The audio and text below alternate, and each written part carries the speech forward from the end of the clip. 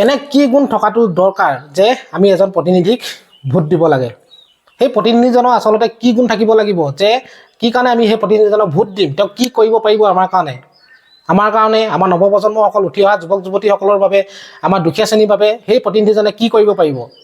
ৰাস্তা ঘাট বনালেতো নহ'ব, পকী কৰিলেতো নহ'ব, খাবলৈতো লাগিব। গতিকে আমাৰ কাৰণে কি কৰিব পাৰিব, এই কথাটো আচলতে প্ৰতিজন জনসাধাৰণে বুজি পোৱাটো উচিত। আৰু সেইকাৰণে এজন ভাল প্ৰতিনিধি নিৰ্বাচিত কৰাটো আমাৰ সকলোৰে দায়িত্ব আৰু সকলোৰে কৰ্তব্য, নহয় জানো? বা যি কি নহওক, আজি যিটো ভাষণ লৈ আহিছোঁ গৌৰৱ গগৈয়ে এটা দুৰ্দান্ত ভাষণ। আজি গৌৰৱ গগৈয়ে যোৰহাটত কিন্তু বৰ বেয়াকৈ তোলা ধনা দিলে এইবাৰ বিজেপি চৰকাৰক। ভাষণৰ মাজতে তেওঁ গালি পাৰি উঠিলে। কাক গালি পাৰিলে আপোনালোকে ভিডিঅ'টো যদি ভাল ধৰণে চাই আপোনালোকে তেতিয়া সকলোখিনি কথা গম পাব।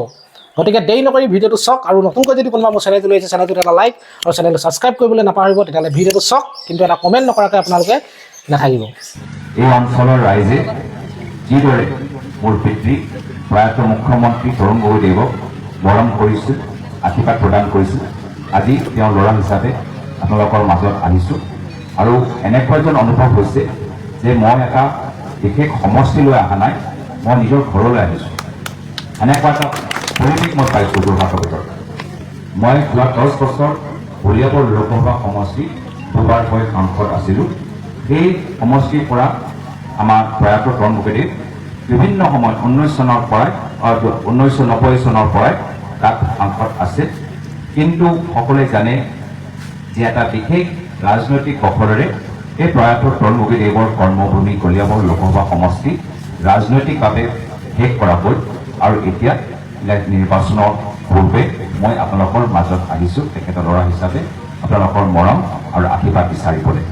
আৰু মই কথা দিছোঁ যে আজিৰ তাৰিখত যদিও কম সময় কাৰণে আপোনালোকে মোক পাব, ভৱিষ্যত জিকা পিছত মই আপোনালোকৰ মাজত আকৌ দেখা পাম, আপোনালোকৰ মাজত আকৌ আহিম।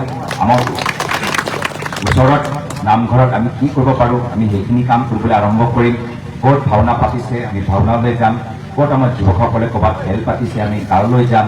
আমি কেনেদৰে আমি যুৱকসকলক সহায় কৰিব পাৰোঁ আমি সেয়া আমি চিন্তা কৰিম।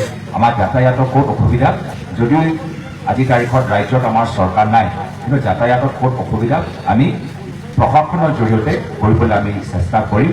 আৰু ৰাইজৰ ভাল সময় আৰু বেয়া সময় সদায় ৰাইজৰ মাজত থাকে। এই আদৰ্শ মই নিজৰ পিতৃ প্ৰয়াত তৰুণ গগৈদেৱৰ পৰা শিকিলোঁ।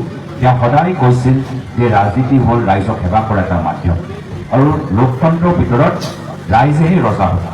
আমি ৰাজতন্ত্ৰত আৰু নাই। ভাৰত এতিয়া ৰাজঘৰীয়া এটা দেশ নহয়, বা ইয়াত অসমৰ ভিতৰত কোনো বিশেষ ৰজা নাই। আমি হ'লোঁ ৰাইজৰ সেৱক, পাব্লিক ছাৰ্ভেণ্ট। আমাৰ কাম হ'ল ৰাইজৰ অসুবিধা দূৰ কৰা, ৰাইজৰ ওচৰত গৈ ৰাইজৰ পৰামৰ্শ লৈ ভৱিষ্যতৰ কাৰণে কাম কৰা, সেয়া হৈছে আমালোকৰ দায়িত্ব। কিন্তু সকলোৱে দেখা পাইছে যে আজিৰ তাৰিখত প্ৰয়াত তৰুণ গগৈদেৱৰ দৰে ৰাজনীতি হৈ থকা নাই। আমাৰ দিনত প্ৰয়াত তৰুণ গগৈদেৱে কৈছিল যে মিছা ক'লে কি লাভ হ'ব, কৈছিলে নাই? কয় মিছা কৈ লাভ নাই না, মিছা কথা নকওঁ, মিছা কথা কৈ লাভ নাই। এতিয়া কয় তাৰ বিপৰীতে হৈছে। এতিয়া পৰিৱেশটো এনেকুৱা, অলপ চাহখন পিছত আনিব দেই। এতিয়া হৈছে মিছা কথা ক'লেহে লাভ হ'ব। এতিয়াও বিপৰীত, আমাৰ দিনত আছিলে যে মিছা কথা কৈ লাভ নাই, এতিয়া হৈছে মিছা কথা ক'লেহে লাভ হ'ব। কি মিছা কথা? এইখিনি যে ফৰ্ম বিলাই আছে, এই গোটেইবোৰ মিছলীয়া ফৰ্ম, এটাও চৰকাৰী ফৰ্ম নহয়, এটাও ফৰ্মৰ গ্ৰহণযোগ্যতা নাই। মানে এইখিনি ফৰ্ম আপোনালোকে ঘৰত পেলাই থলেও আপোনালোকৰ কোনো ক্ষতি নহয়। গতিকে চৰকাৰী ফৰ্ম চৰকাৰী বিষয়াই এটা চৰকাৰী অনুষ্ঠান পাতি আয়োজন কৰাৰ পিছতহে বিলাব পাৰে। কিন্তু আজি আপোনালোকে চাব সেই ফৰ্মৰ ওপৰত ৰাজ্য চৰকাৰ নাম লিখা নাই, গভৰ্ণমেণ্ট অফ আছাম সেইটো লিখা নাই, তাত এটা বিশেষ দলৰহে নাম আছে। তো শ্ৰদ্ধা ৰাইজ চাওকচোন, কোনো এই ফৰ্মৰ কোনো মূল্য নাই। আৰু এতিয়া আপোনালোকক এনেদৰে বুজাবলৈ বিচাৰিছে যে এইখিনিহে বাস্তৱ ফৰ্ম। আৰু এই মিছলীয়া ফৰ্মৰ ক্ষেত্ৰত ভাবি চাওকচোন, আপোনালোকে নিজৰ কিমান গুৰুত্বপূৰ্ণ কথাবোৰ এই অচিনাকি মানুহক দিছে। আধাৰ কাৰ্ডৰ নাম দিছে, মোবাইল নাম্বাৰ দিছে, বেংক একাউণ্টৰ কিবা ডিটেইলছ দিছে, নাম দিছে, নাম্বাৰ দিছে। অচিনাকি মানুহ, চৰকাৰী বিষয়া নহয়, অচিনাকি মানুহ। আজি গোটেইবোৰ আপোনালোকৰ এই কাৰ্ডবোৰ, বেংক একাউণ্ট, পেন কাৰ্ড, আধাৰ কাৰ্ড, গোটেইবোৰ ডিটেইলছ আপোনালোকৰ পৰা লৈছে। কাইলৈ গৈ আপোনালোকৰ বেংক একাউণ্টত পইচা জমা হয় নে দিনকি আপোনালোকে মোবাইলত এটা SMS পাবগৈ 10 টকা কাটি গ'ল, আপোনালোকে ক'ব নোৱাৰে। আপোনালোকে ক'ব নোৱাৰে। আৰু যিজন আহিছে তাৰ নম্বৰ আপোনালোকৰ ওচৰত আছে নেকি? তাৰ ফটো আপোনালোকৰ ওচৰত আছে নেকি? ই যে গোটেইখিনি লৈ ই যে গোটেই আধাৰটো পাই গ'ল, এইটোতো ডাঙৰ এটা স্কেম। আজিকালি মাৰ্কেটৰ আধাৰ বেলেগ মানুহৰ আধাৰ কাৰ্ড বিক্ৰী কৰা খুব টকা পইচা পায়। বহুত কোম্পানীয়ে আমাৰ এনেধৰণৰ সাধাৰণ সহজৰৰ ৰাইজৰ পেন কাৰ্ড আধাৰ কাৰ্ড বিচাৰে। তাৰপিছত কি হয়, তেতিয়া বেংকত লৈ কেতিয়া আপোনালোকৰ বেংকৰ পৰা পইচা গুচি যায় আপোনালোকে গমেই নাপাব। আজিকালি চোৰ ডকাইতত আজি ঘৰত চোৰ নামাৰে, ঘৰৰ ভিতৰত সোমাই ডকাইতি নকৰে। আজি তাৰিখত চোৰ ডকাইত আজি 100 টকাও আছে, 10 টকাও আছে, এই 10 টকাও কাটি লওক, 5 টকাও কাটি লওক। এজন মানুহৰ পৰা 5 টকা ল'লে একো কথা নহয়। কিন্তু যদি 1 লাখ মানুহৰ পৰা আমি 5 টকা কাটো, তেতিয়া চাওকচোন কিমান লাভ হ'ব। 5 টকাই কাটিব, কিন্তু 1 লাখ মানুহৰ পৰা যদি 5 টকা কাটে, সাৱধান হওক। মই যদি আপোনাক সুধোঁ, বাইদেউ মোক আধাৰ কাৰ্ড দিয়কচোন, আপুনি দিব নেকি? নিদিয়ে। আমাকতো বেংকৰ পৰা মেছেজ আহিয়ে থাকে যে আধাৰ কাৰ্ড, পেন কাৰ্ড অচিনাকি মানুহক নিদিব, বেংক একাউণ্ট ডিটেইলছ নিদিব। কিন্তু চাওক আজি এইখন দলে মিছা কথা কৈ, মিছা প্ৰলোভন দি আজি কিমান আপোনাক বিপদত ঠেলি দিছে। কাইলৈ গৈ যেতিয়া আপুনি ফোন কৰিব, এই মোৰ কি হ'ল, এতিয়া ক'ব বাইদেউ আপোনাৰ নামটো ভুলকৈ লিখিলে না। এতিয়াও ফোনটোৱে ধৰে নধৰে মোৰ তাৰ লগত সন্দেহ। আপোনালোকেতো গোটেই চিটিঙৰ কেছ ল'ব পাৰে যে আপোনালোকক কোৱা গ'ল যে কিবা এটা পাব, আৰু আপোনালোকৰ ব্যক্তিগত গোটেইবোৰ তথ্যবোৰ লৈ গৈছে, গোটেই প্ৰাইভেট ইনফৰমেশ্যন লৈ গৈছে। আপোনালোকে পিছত গৈ একো সুবিধা নাপায়। আপোনালোকে পিছত গৈ সেইজন মানুহৰ ওপৰত এটা চিটিং বা ফ্ৰডৰ কেছ আপোনালোকে থানাত গৈ লগাব পাৰে। সেইকাৰণে মই সুধিছোঁ আৰু আহ্বান জনাইছোঁ ৰাইজক যে আপোনালোকে যিজন ফৰ্ম দিলাই তাৰে আধাৰ কাৰ্ড লৈ লওক, তাৰে ফোন নম্বৰ লওক, আৰু তাৰে এটা ফটো মাৰক। তাৰপিছত 2 দিনৰ পিছত ফোন কৰক, কি হ'ল, কেতিয়া আহিব, কেতিয়া আহিব। তেতিয়া আপোনাক ক'ব আহিব, আহিব, আহি আছে, হ'ব, পিছতো ক'ব আকৌ ফৰ্ম ভৰিব লাগিব, পিছতে ক'ব আকৌ আমি এটা হেৰি পাতিম, আকৌ এইটো ফৰ্ম, সেই ফৰ্মটো নকলি ফৰ্ম, এয়া হ'ল আচল।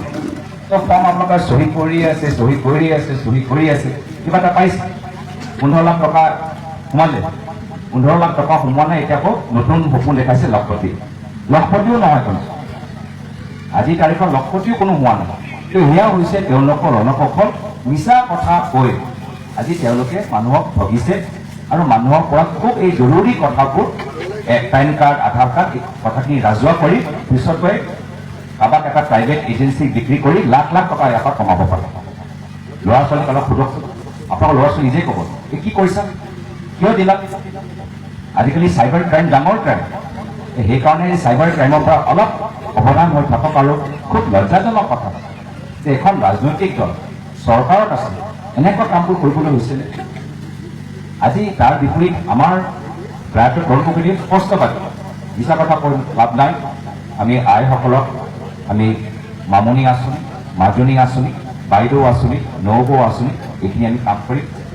আমি বৃদ্ধসকলৰ কাৰণে আমি বৃদ্ধ পেঞ্চন, এই আছিলে আমালোকৰ দিনত। এতিয়া বৃদ্ধসকলৰ কথা কওকচোন, এইখন চৰকাৰ কিমান নিষ্ঠুৰ। কিছুমান দৰৱৰ কোম্পানীৰ পৰা অলপ চন্দা তুলি এতিয়া কি কৰিলে, দৰৱৰ দাম বঢ়াই দিছে। দৰৱৰ দাম বঢ়াইছে নাই বাৰু কওকচোন বাইদেউ, দৰৱৰ দাম বঢ়াইছে। কিয় বঢ়ালে? যে এই দৰৱৰ কোম্পানীসকলে বিজেপিৰ দলটোক চন্দা দিছে।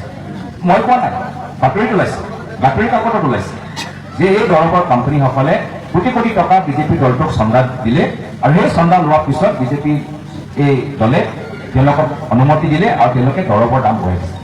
এতিয়া চাবি ৰাইজ চাওক, যি দল মহিলাখিনি মিছলীয়া ফৰ্ম দিয়ে, যি দল বয়োজ্যেষ্ঠসকলৰ দৰৱ দাম বঢ়াই দিয়ে, যি দল আজি আপোনালোকৰ ল'ৰা ছোৱালী চৰকাৰী স্কুলবোৰ বন্ধ কৰাৰ পিছত ঠাই ঠাই মদৰ দোকান খুলিবলৈ আৰম্ভ কৰিছে, ঠাই ঠাই মদৰ দোকান, তো কাক লাভ দিছে কওকচোন। না আপোনালোকৰ বয়োজ্যেষ্ঠ আপোনাৰ আইতাসকলৰ কিবা লাভ হৈছে, না আমাৰ ল'ৰা ছোৱালী কিবা এটা লাভ হৈছে, তেওঁলোকৰতো স্কুল বন্ধ। আৰু মহিলাসকল আপোনালোকে নিজে কওকচোন, আপোনালোকৰ কি লাভ হ'ল? পৰিৱৰ্তনৰ নামত নহৰুৰ দাম 400 টকা কৰি দিলে, এয়াই হৈছে পৰিৱৰ্তন। নহৰুৰ দাম 400 টকা, নিমখৰ দাম 20 টকা কৰি দিলে, 1250 টকা আপোনাক দিছে, 1200 টকা চিলিণ্ডাৰ কৰি দিলে। এমাহৰ ভিতৰত দুবাৰকৈ গেছ ভৰালে আপোনালোকৰ 2500 টকা দিবলৈ হ'ল। তো পইচা দিছিলে, পইচা লৈছে, মইতো বুজি পোৱা নাই। মোৰ মতেতো আপোনালোকৰ পৰা পইচা লৈছে, গাড়ী ভাড়া বঢ়াই দিছে, লাইনৰ বিল বঢ়াই দিছে, চাউলৰ দাম বঢ়াই দিছে, মিঠাতেল বঢ়াই দিছে, নিমখৰ দাম বঢ়াই দিছে, সাজ দাম বঢ়াই দিছে। ইমানবোৰ বস্তু আপোনালোকৰ পৰা লৈ 10জন মহিলাক অৰুণোদয় দি কৈছে আমি খুব কাম কৰিছোঁ, বহুত কাম কৰিছোঁ। ল'ৰা ছোৱালীবোৰ স্কুটি দি তেওঁলোকৰ যোৱা স্কুলখনে বন্ধ কৰি কৈছে আমি খুব ডাঙৰ কাম কৰিম। এতিয়া স্কুটিলৈ ক'ত যাব? স্কুলটোৱে বন্ধ কৰিছে। লাহে লাহে চৰকাৰী কলেজবোৰ বন্ধ কৰিব ল'বলৈ লৈছে। ক'ত আমাৰ স্কুটিলৈ এতিয়া আড্ডা মাৰিবলৈ যাব, ফুৰিবলৈহে যাব, বিক্ৰী কৰিবলৈ যাব। কিন্তু ইয়াৰ বিপৰীত আমাৰ দিনত ল'ৰা ছোৱালীবোৰ আজি মেট্ৰিক পৰীক্ষা ফাৰ্ষ্ট ডিভিজন পালে আমাৰ দিনত বিনামূলীয়া কম্পিউটাৰ দিছিল। আজিতো চব কথা কম্পিউটাৰ টাইপিং, কিন্তু আমাৰ কম্পিউটাৰ টাইপিং কোনে কৰিব? আমিতো নাজানো। আমি যাব লাগে দোকানলৈ, আমি যাব লাগে CSP লৈ। কিন্তু আমাৰ দিনত আমি এনেকুৱা ল'ৰা ছোৱালীবোৰ মাজত কম্পিউটাৰ বিতৰণ কৰিছিলোঁ, আমাৰ ল'ৰাবোৰে কম্পিউটাৰ ঠিক কৰি আমাৰ ফৰ্মবোৰ ভৰি দিব পাৰিব। কিন্তু সেই আঁচনি বন্ধ। আমাৰ দিনত মেট্ৰিক পৰীক্ষাত আনকি যিসকলে ছেকেণ্ড ডিভিজন পাইছে তেওঁলোককো বিনামূল্যত টেবলেট দিছে। এই টেবলেটৰ ওপৰতে কিবা কিবি কৰি গোটেই আপোনালোকৰ চিঠি ফৰ্ম তেওঁলোকে ভৰাব পাৰে। তো আপোনালোকৰ ল'ৰা ছোৱালীবোৰ আমি কম্পিউটাৰৰ বাবে শিক্ষিত কৰিছোঁ। যিমান কম্পিউটাৰ স্কুলৰ ভিতৰত নাই তাতকৈ বেছি কম্পিউটাৰ চৰকাৰে নিজৰ ফালৰ পৰা ৰাইজৰ মাজত ঘৰে ঘৰে বিতৰণ কৰিছে। তো এনে ধৰণৰ আদৰ্শ লৈ আমি কাম কৰিবলৈ বিচাৰোঁ যে ৰাইজ সজাগ হওক, ৰাইজ সচেতন হওক। সঁচাকৈ আপোনালোকে যিসকলে এটা গামোচা বৈ গামোচা এটা মূল্য পাওক। আজিৰ তাৰিখত শিপিনীসকলক সুধিবচোন, তেওঁলোকে নিজে ক'ব আমাৰ অসমীয়া গামোচা ইমান কষ্ট কৰি আমি বনাবলৈ আৰম্ভ কৰোঁ, বজাৰলৈ যাওঁ, বজাৰৰ পৰা বাহিৰৰ পৰা যিমান বাহিৰৰ পৰা গামোচাহে পাওঁ কম দামত তেওঁলোকক বিক্ৰী কৰি আমাৰ অসমীয়া শিপিনীসকলে একো কৰিব পৰা নাই। আমাৰ দিনত আমি তাঁতশাল এটা দিছিলোঁ, বিনামূলীয়াকৈ তাঁতশাল, বিনামূলীয়া সূতাও দিছোঁ যে শিপিনীসকলে কাম কৰিব পাৰে। কোৱা অৰ্থটো ইমানে যে আমাৰ ভৱিষ্যত যদি আমি এটা সঠিক সিদ্ধান্ত লওঁ, আহক 19 তাৰিখত আন্তঃচিনকত ভোট দিওঁ, তেতিয়া এইখিনি যে আমি কথা পাতি আছোঁ বেয়াবোৰ অলপ নিয়ন্ত্ৰিত হ'ব আৰু ভালবোৰ আমি আকৌ আৰম্ভ কৰিব পাৰিম। আমাৰ চৰকাৰ আহিলে আমি দৰৱৰ কোম্পানীৰ মালিকক ক'ম যিহেতু নহ'ব, আমাক চন্দা নালাগে, বয়োজ্যেষ্ঠসকলৰ দৰৱটো কমাই দিয়ক, দৰৱৰ দামটো কমাই দিয়ক। আমি সেইটো কাম কৰিম। আমি অসমৰ ৰাইজক ক'ম যে যদি আপোনালোকে কা নিবিচাৰে, আমাৰ চৰকাৰ আহিলে প্ৰথম মিটিঙৰ ভিতৰত আমি কা আইন আমি বাতিল কৰিম। আমি যুৱকসকলক ক'ম যদি তোমালোকে মদৰ দোকান নিবিচাৰা, আমি মদৰ দোকানবোৰ আমি বন্ধ কৰি তোমালোকৰ বন্ধ হৈ থকা চৰকাৰী স্কুল আকৌ আমি আৰম্ভ কৰিম। আমি গাঁৱৰ মহিলাসকলক ক'ম যে যদি আপোনালোকে বস্তুৰ দাম যথেষ্ট আপোনালোকে কষ্ট পাইছে, আমাৰ দিনত আমাৰ দামবোৰ আধা আছিলে, আমি তললৈ লৈ যাম। আমাৰ দিনত হ'ব পাৰে কংগ্ৰেছৰ দিনত অৰুণোদয় নাছিলে, মানিছোঁ, কিন্তু কংগ্ৰেছৰ দিনত চিলিণ্ডাৰ দাম 400 টকা আছিলে।